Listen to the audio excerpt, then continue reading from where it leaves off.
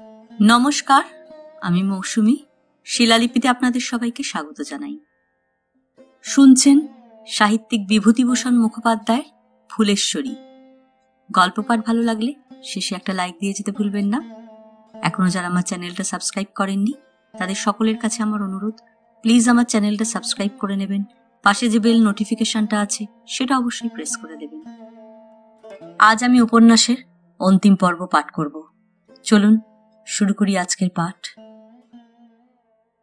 কথাটা লইয়া গোসাইতলায় একটু ফিসফিসানি উঠিল। ফুলে অভিরামের বাড়ি সবকে টেক্কা দিল, তাও 5 জায়গার ফুল নয়। কেষ্ট আবার মাথা দুলাইয়া দুলাইয়া বলিল, বৃন্দাবনদা নিজের হাতে তুলে ভাবো কি। পিসির নামটা কি ভাবিয়া আর করিল না। একটু বাঁকা হাসি উঠিল অনেকের ঠোঁটে। অভিরামের বউকে শুনিতেও হইল একটু, অবশ্য একটু আড়ে। রাসের আসরে বৈষ্ণবদের মুখ একটু যাই খুলিয়া, কটু বোধ হয় না। আমাদের খোকাকে পাট্টে চিনু, তা 1 মুঠোও দেয়নি ফুল। ইঙ্গিতটা বুঝিয়াও অভিরামের বউ গায়ে মাখিল না, বরং ননদ লইয়া রসিকতা আর একটু স্পষ্ট করিয়া তুলিবার জন্য বলিল, আমাদেরও তো খোকাই আনতে গেছিল। তা পাট্টে ছেলেকে সেটা আবার দেখতে হবে তো, ফুলেশ্বরীর দূত। অভিরামের বউ হাসিয়া বলিল, তা একটু নজরের তফাৎ হবেনি ভাই মানুষটোর। অমন খাসা বাগানটা যে করতে পারে, তোমার আমার হুকুমে যা দেবে ঠাকুরজির হুকুমেও তাই কখনো দিতে পারে? পছন্দ বলে জিনিস আছে তো মানুষটির। 5 জনের মধ্যে কথা, একচোট হাসি পড়ে। তাহার পর ভিতরের কথাটাই বলে অভিরামের বউ। পাল্টা ঘর যে খোঁজ নিয়েছি কিনা, হয়তো খুব খাসাই হয়, তাই একটু থাকি চোখ ফিরিয়ে। তা যা মেয়ে, তুলতে দেবে একটু কথাটা কিনা? ভাই আমার ডাক গাড়ির ইঞ্জিন হাঁকায়, আমার কাছে গুমতি ম্যানের কথা। এদিকে ভাই যখন ঝুলকালি মেখে ঘরে সেঁদোয়, দেখে তো অন্নপ্রাশনের ভাত উঠে আসে।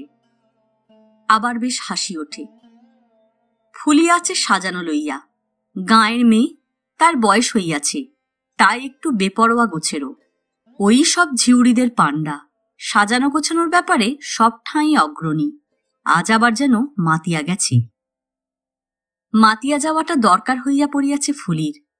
ওর ভিতরে ভিতরে যেন একটা ঝড় বহিতেছে। এক মুহূর্ত মনটাকে এদিক থেকে ছাড়িয়ে দিলে সেটা যেন সেই ঝড়ের ঘূর্ণিতে পড়িয়া ওলট পালট খাইয়া যাইতেছে। ব্যাপারটা যে ঠিক কবে থেকে আরম্ভ হইয়াছে বুঝিতে পারিতেছে না, তবে স্পষ্ট হইয়াছে আজ কেষ্টর ফুল আনার পর থেকে। তাও এমন স্পষ্টই বা কি? একবার মনে হইতেছে একটা চাপা অপমানে ভিতরটা তছনছ করিয়া দিতেছে, কিন্তু আবার সব যেন যাইতেছে উল্টাইয়া। ওই অপমানই যেন লাগিতেছে মিষ্ট। কেবলই ভাবিতে ইচ্ছা করিতেছে, কেষ্ট 1 কোঁচর ফুল আনিয়া হাজির।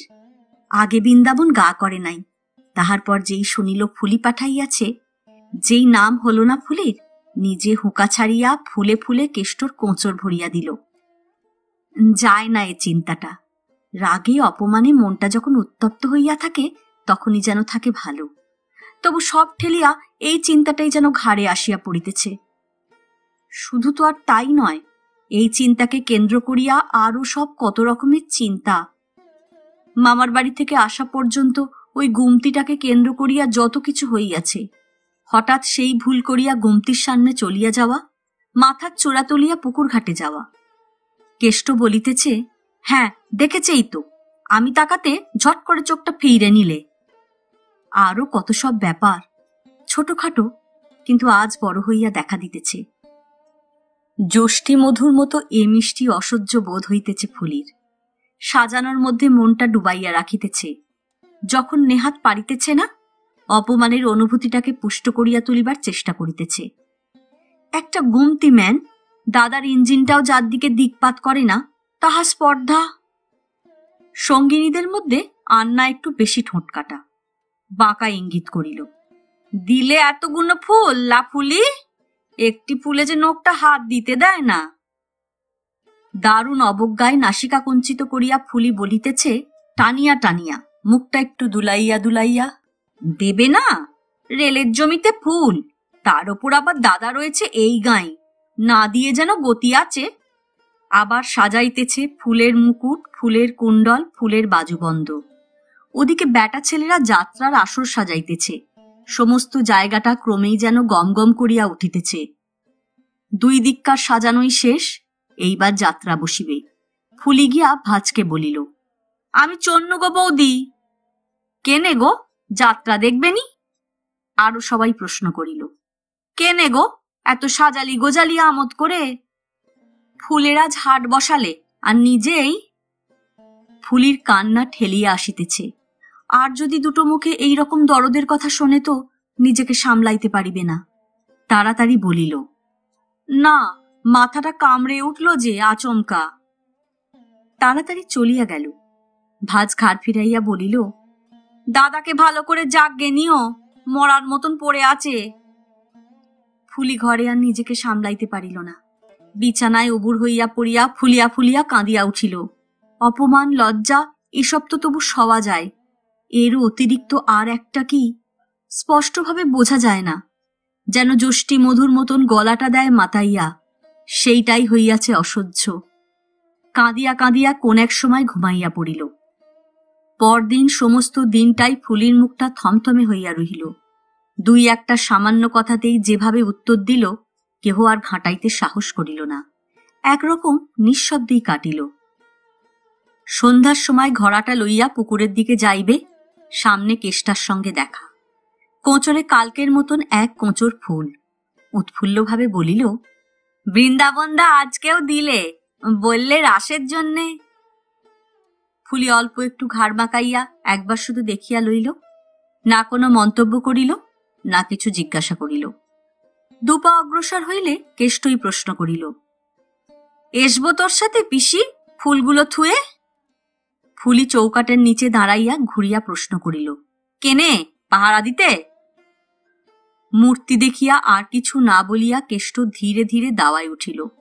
প্রায় সঙ্গে সঙ্গেই পিসির গলার আওয়াজ কানে আসিল, কেষ্টা! তাড়াতাড়ি গিয়া দাঁড়াইতে ফুলি প্রশ্ন করিল, গুমতি ম্যানটা আছে ওখানে? কেষ্ট একটু থতমত খাইয়া চাহিয়া রহিল। তাহার পর বলিল, হি, ছেলো তো, আমি তারপর আবার আশেদের বাগানে গেনু কিনা, ছেলো তো। অবজ্ঞায় ঠোঁটে পিষিয়া গুমতিম্যান কথাটুকু ব্যবহার করাই ছিল উদ্দেশ্য ফুলির। কেষ্টর সব কথা একরকম না শুনিয়াই হনহন করিয়া চলিয়া গেল। পুকুরে যাইবার জন্য কাহাকেও ডাকিল না। শুধু তাহাই নয়, পথে আন্না তাহাকে একটু অপেক্ষা করিতে বলিলে উত্তর করিল, তাহার এক মুহূর্ত ফুরসত নাই। আরও পা চালাইয়া দিল। আগাইয়া গেলে আন্না ফিরিয়া দেখিয়া ঠোঁট 2টা কুঞ্চিত করিয়া একটু মাথাটা দুলাইয়া দিল। ফুলি আজ একেবারে চরম করিবে, মুখোমুখি হইয়া বৃন্দাবনের সঙ্গে বোঝাপড়া করিবে। ফুল দেবার ঘটা কেন, কি ভাবটা তাহার, কি মনে করে ফুলিকে? গলার চোটে সমস্ত গ্রাম একত্র করিবে, ফিসফিসানির ধার ধারে না ফুলি। সে অর্জুন বৈরাগীর মেয়ে, অভিরাম বৈরাগীর বোন। গুমতিম্যানের আসপদ্দাটা ভাঙিবে আজ লোক ডাকিয়া। চাপা হাসির ধার ধারে না।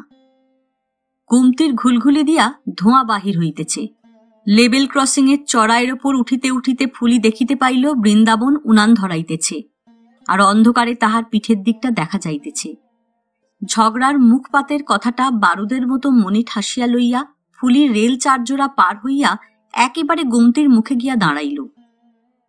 মুখ খুলিবে, দেখে এক পাশটিতে নিজের হাঁটু 2টি জড়াইয়া তাহার দাদা অভিরাম। একটু নেশার ভাব যেমন সর্বদাই থাকে সেই রকম রহিয়াছে। প্রশ্ন করিল, কিরে ফুলি, তুই যে? বৃন্দাবন উনান থেকে ফিরিয়া একেবারে হকচকিয়ে গেল।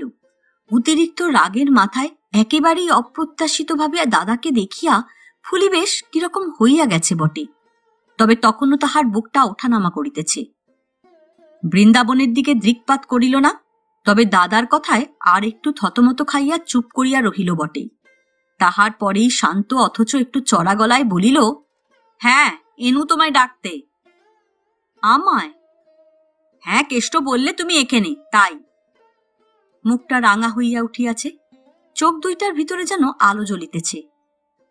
তা হঠাৎ ডাকতে কেনে?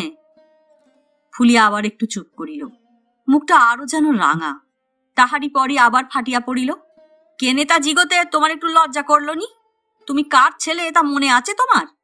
অর্জুন বৈরাগীর ছেলে হয়ে নেশা করে একটা গুমতি ম্যানের সঙ্গে তার ঘরে বসে থাকতে লজ্জা হলো নি তোমার? বাবার ছাড়ান দাও, তিনি পরিত্যাপ পেয়েছে, আপদ গেছে, কিন্তু নিজের কথাটাই ভাবো একবারটি।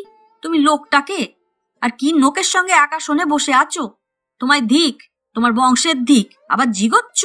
ফুলি কি করতে এলি? ফুলির গায়ে আগুন ধরে না গেলে পারতো আসতে এহেন স্থানে? ফুলি অর্জুন বৈরাগীর বেটি, তার বাবার ইঞ্জিনটা পর্যন্ত যেদিকে একবার চোখ উল্টে তাকায়নি কখনো, পায়ের ধুলা ঝাড়তেও কখনো ফুলি এস্তনি সেখানে। তা হাজার ফুল পাতা দিয়ে স্বর্গভূমি করে রাখুক গে না কেনে, এনু গায়ের জ্বালায় আগুন ধরিয়ে দিয়েছে গায়ে, তাই এনু। ঘোড়াটা কখন নামাইয়া রাখিয়াছে, দুই কোমরে হাত দিয়া মাথার এক একটা ঝাঁকানি দিয়া ফুলি একদমে সমস্তটা বলিয়া গিয়া আবার ঘোড়াটা হঠাৎ তুলিয়া লইল। যাইবার জন্য ঘুরিয়া আবার তখনই ফিরিয়া দাঁড়াইয়া বলি এসবে না? গুমতির ধোঁয়া বড্ড মিষ্টি লাগছে, তাহলে এসো নি, ও মুখ আর দেখিও নি পাড়ায়। বলিয়া আবার ঘুরিয়া হন হন করিয়া একেবারে বাড়িমুখ হইল, গা ধোয়া রহিল পড়িয়া। অবিরামের গুমতিতে আসিয়া বসার একটু ইতিহাস আছে। একদিন বাড়িতে আসিয়া সে জিজ্ঞাসা করিয়াছিল, আজ তারু শেখের জায়গায় গুমতিতে নতুন কোন সম্বন্ধীকে দেখলাম? সে কথা পূর্বেই বলা হইয়াছে।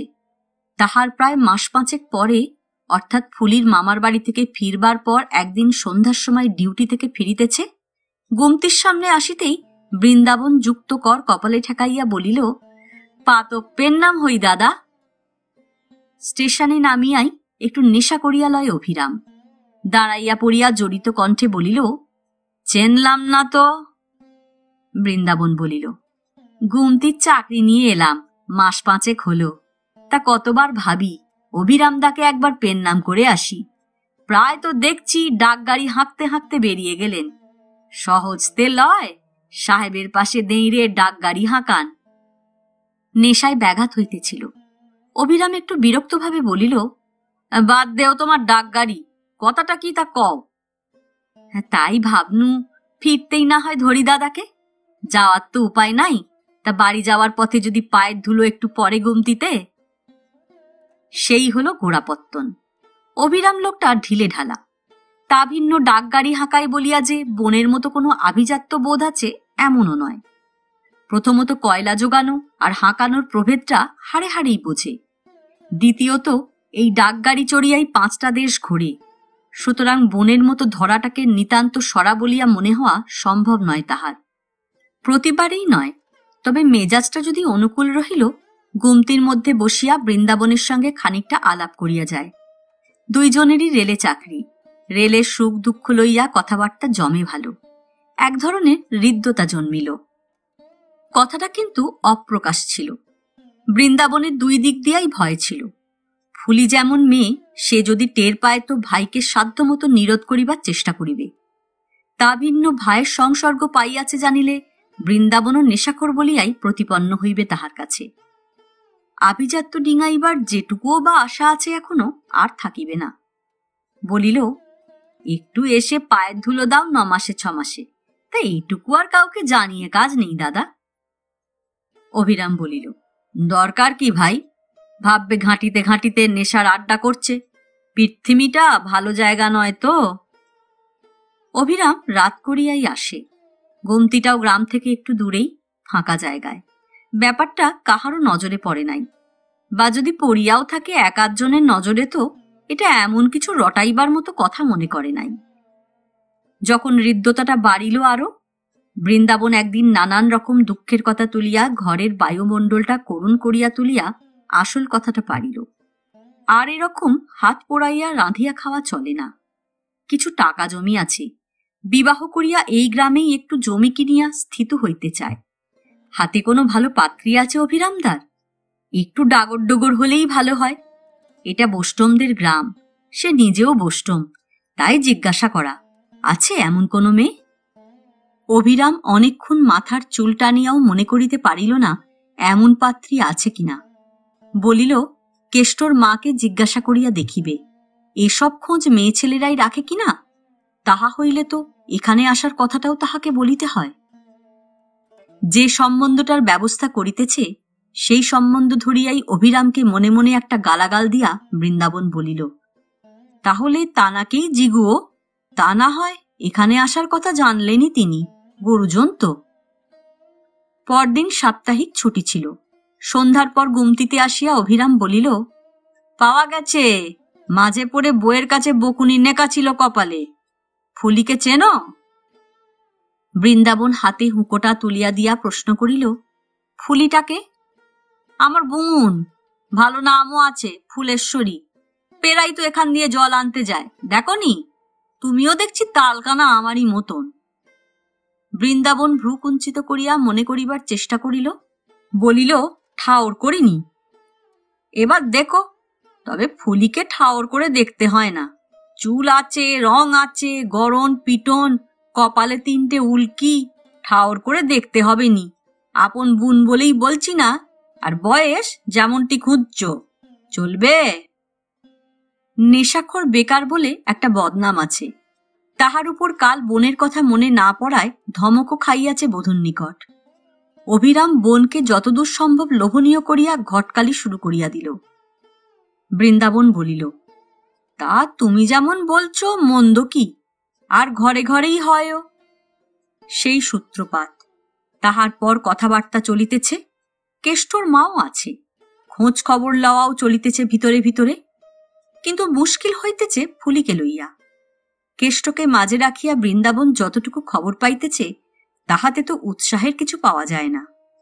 ভাজ 2-1বার আড়ে আবদালে তুলিয়াছে কথাটা ফুলির কাছে, কিন্তু সেই ডাকগাড়ি হাঁকানোর বড়াই।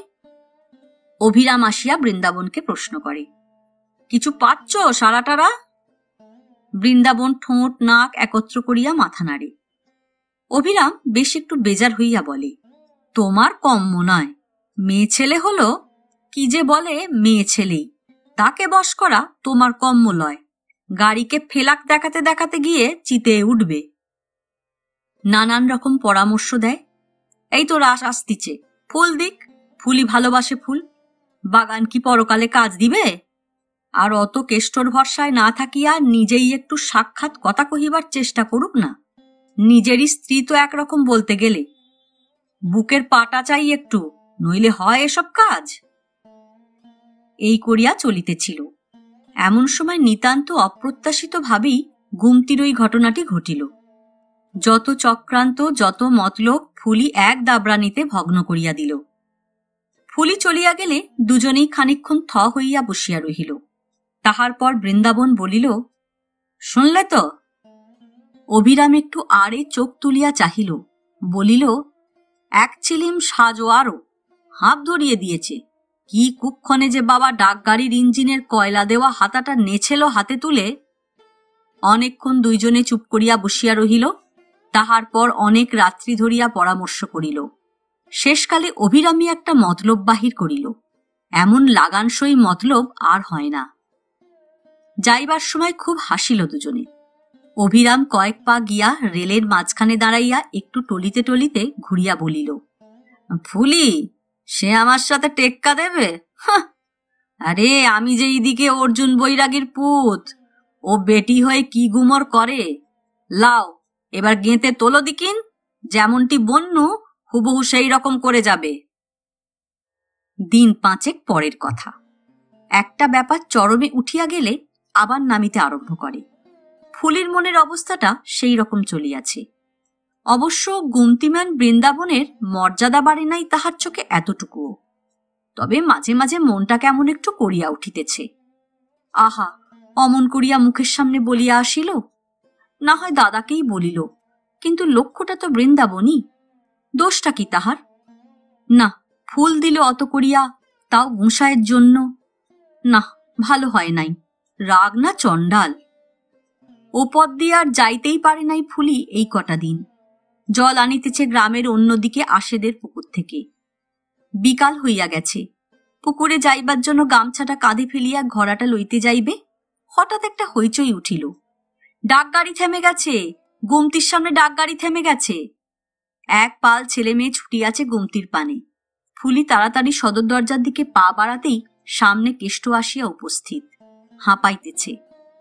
ডাকগাড়ি থেমে গেছে? কি করে রে? বৃন্দাবনদা রাঙা ফেলাক দেখালে আর দেখো গে না, আমি হাবলাদের ডেকে আনি। বৃন্দাবনদা কি দাপট! আবার ছুটিয়া গ্রামের মধ্যে চলিয়া গেল। দারুণ উদ্বেগ আর কৌতূহলে ফুলি যত দ্রুত পারিল গুমতির দিকে অগ্রসর হইল। সত্য, গাড়িটা একেবারে নিশ্চল হইয়া দাঁড়াইয়া আছে। অসম্ভব দৃশ্য, নিজেই যেন নিশ্চল হইয়া যাইতে হয়। খানিকটা ভিড় হইয়া গেছে, গ্রাম থেকে আরো দলে দলে সবাই আসিতেছে। ছেলের দল ছুটিয়া ছুটিয়া। গুমতি থেকে একটু দূরে ক্ষেতের একটা আলের ধারে দুইটা তাল গাছ গায়ে গায়ে হইয়া দাঁড়াইয়া আছে। ফুলি একটার আড়ালে গিয়া দাঁড়াইল। বিশ্বাস করা কঠিন, আগে আগে বৃন্দাবন, বাঁ হাতের মুঠায় গোল গোল দুইটা কি, ডান হাতে দুইটা ফ্ল্যাগ, রাঙাটা খোলা, তাহার পিছনে সাহেব ড্রাইভার, তাহার পিছনে সাহেব গার্ড, তাহার পিছনে রেলেরই কয়েকজন লোক, তাহার পর কয়েকজন যাত্রীর লাইন। ইঞ্জিনে একা অভিরাম একটু মুখ বাড়াইয়া দলটার দিকে নির্বিকারভাবে চাহিয়া দাঁড়াইয়া আছে। বৃন্দাবন মাঝে মাঝে ঘুরিয়া সাহেব ড্রাইভারের সঙ্গে কি কথা বলিতেছে। তাহার পর ইঞ্জিনটা যেদিকে যাইতেছিল সেই দিকে অগ্রসর হইতেছে। এদিকে স্টেশন থেকে কতগুলো লোকও ছুটিয়া আসিতেছে। ফুলি স্তম্ভিত হইয়া দাঁড়াইয়া রহিল। বিরাট ইঞ্জিনটার অসহায় আক্রোশের মতো শোঁশো একটানা শব্দ, লম্বা নিশ্চল গাড়ি, চঞ্চল ভিড়, ড্রাইভার আর গার্ড সাহেবের নিতান্তই সাধারণ মানুষের মতো মাটি মারাইয়া আগাইয়া যাওয়া, সবকিছু মিলিয়া দৃশ্যটা বড় আশ্চর্য, প্রায় অলৌকিক একটা কিছু বলিয়া মনে হইতেছে। আর সবচেয়ে তাহাকে অভিভূত করিয়াছে এই চিন্তাটা যে এই সবার মূলে গুমতিম্যান বৃন্দাবন। সবার আগে দুটা সাহেবকে পিছনে করিয়া চলিয়াছে। দীর্ঘ রিজু দেহ, মাথায় বাবড়ি দুলিতেছে, হাতে আধখোলা রাঙা টকটকে পতাকাটা হাওয়ায় দুলিয়া দুলিয়া পরন্ত রোদে ঝকপক করিতেছে। এত বিশিষ্ট, এত অদ্ভুত বোধ হইতেছে ফুলির, মনে হইতেছে যেন একটা ছাইচাপা আগুন। প্রকাশ হইল তো একেবারে দপ করিয়া জ্বলিয়াই প্রকাশ হইল। প্রায় আধ মাইলটাক দূরে একটা ছোট পুল আছে। দলটা তাহার উপর জড়ো হইয়া কি যেন যাচাই করিতে লাগিল। মাঝখানে বৃন্দাবন রাঙা পতাকা শুদ্ধ হাতটা নাড়িয়া কি সব বলিতেছে মাঝে মাঝে। তাহার দুই দিকে যে দুই সাহেব, তাহাদের ক্রমে একান ওকান করিয়া কথাটা টের পাওয়া গেল। ডাকগাড়ির জন্য সিগন্যাল ডাউন হইয়াছে স্টেশনে। একবার এদিকে নজর পড়িতে বৃন্দাবনের যেন মনে হইল একটা লোক পুলের থামে মাথা ঝুঁকাইয়া বসিয়া কি করিতেছে। তখনই ছুট, লোকটা তো পলাইল। বৃন্দাবন গিয়া দেখে জোরের মুখে চারিটা বল্টুর মধ্যে দুইটা খোলা। খোঁজ করিতে দেখে পুলের নিচে পড়িয়া। আবার তক্ষণি ছুট, গাড়ি বুঝি এসেই পড়ে ওদিকে। গুমতিতে পড়িত মরি করিয়া আসিয়া পৌঁছিয়াছে। দেখে গাড়ি ওদিকে স্টেশন ছাড়াইয়া বনবন বেগে ছুটিয়া আসিতেছে। বৃন্দাবন লাল পতাকা খুলিয়া দাঁড়াইয়া গেল। ব্যাস, আর কি! গল্পটা যতই মুখে মুখে ঘুরিতে লাগিল ততই শাখা প্রশাখায় পুষ্ট হইতে লাগিল। প্রথমটা নাকি ড্রাইভার গ্রাহ্য করে নাই। ডাকগাড়ির সাহেব ড্রাইভার তো। শেষে বৃন্দাবন খুব কড়াভাবেই পতাকায় ঝাঁকানি দিতে বাপের সুপুত্তর হইয়া ইঞ্জিন রুখিয়া নামিয়া আসে। তদারক করিতে, বল্টু দুইটা আঁটিতে, এদিকে ওদিকে আরো কয়েকটা জোর পরীক্ষা করিতে প্রায় আধ ঘণ্টাটাক লাগিল। তাহার পর সকলে ফিরিয়া আসিল। ফিরিতেও বৃন্দাবনই সবার আগে আগে। যাত্রীরা গাড়িতে উঠিল। গার্ড সাহেব বৃন্দাবনকে কি গোটা কতক কথা জিজ্ঞাসা করিয়া বইয়ে লিখিয়া লইয়া নিজের গাড়িতে উঠিল। ড্রাইভার গিয়া ইঞ্জিনে উঠিয়া একটা কি চাপিয়া ধরিয়া বাঁশিটি বাজাইয়া দিয়া ফিরিয়া বৃন্দাবনের দিকে চাহিল। বৃন্দাবন রাস্তাটার মাঝখানে দাঁড়াইয়াছে। লাল পতাকাটা ভালো করিয়া গুটাইয়া ফেলিয়া সবুজটা তুলিয়া ধরিয়া ধীরে ধীরে দোলাইতে লাগিল। ওদিকে গার্ডও সবুজ দেখাইল। আর একটা হুইসেল দিয়া ডাকগাড়ির ইঞ্জিন আস্তে আস্তে গুমতি পরিত্যাগ করিল। ফুলির আর সেদিন পুকুরে যাওয়া হইল না। একেবারে দিন 15 পরের কথাটা বলা যাক। আজ আবার বৃন্দাবনের বোন রূপসী আসিয়াছিল এই লইয়া এই 3 বার। ফুলি সমস্ত দিন বাহিরে বাহিরে কাটাইয়া বাড়ি ফিরিতে ভাজ বলিল, আজ দিয়ে দিনু কথা, তোমার সেই যে কি বলে তাই হয়েছে, বড্ড নাকি দাদার আশকারা। তাই নয় তো মেয়ের মত নিয়ে বিয়ে, এ কথা কোন শাস্ত্রে আছে জানি নে তো। ফুলি সেকেন্ড কয়েক একটু চুপ করিয়া দাঁড়াইল।